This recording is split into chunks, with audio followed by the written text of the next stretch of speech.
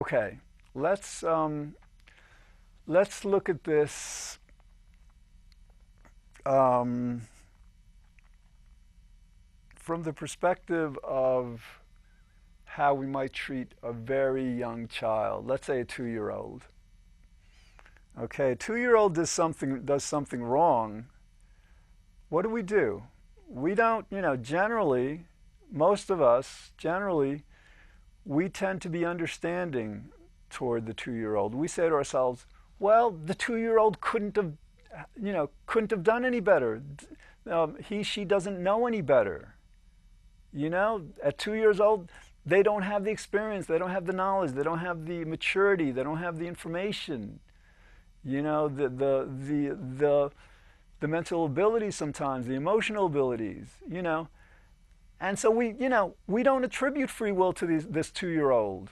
We see it. We say this 2-year-old, does not have a free will. It can't do, whatever, because it's limited by it's like, limited education, limited mental processes, emotional processes, etc. So what happens? What happens? Because we recognize that the 2-year-old does not have a free will, we are compassionate toward that 2-year-old.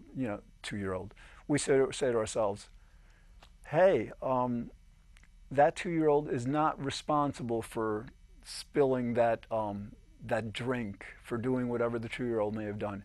And we're much kinder toward the 2-year-old. Think about it. We're much kinder, much more compassionate, understanding, forgiving, accepting.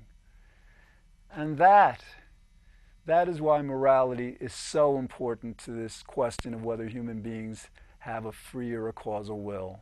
Because when we come to understand that we don't have a free will, that free will is an illusion, then we can apply that same understanding, that same compassion, that same reasoned, rational compassion that we applied toward the 2-year-old toward everyone in our lives, toward ourselves.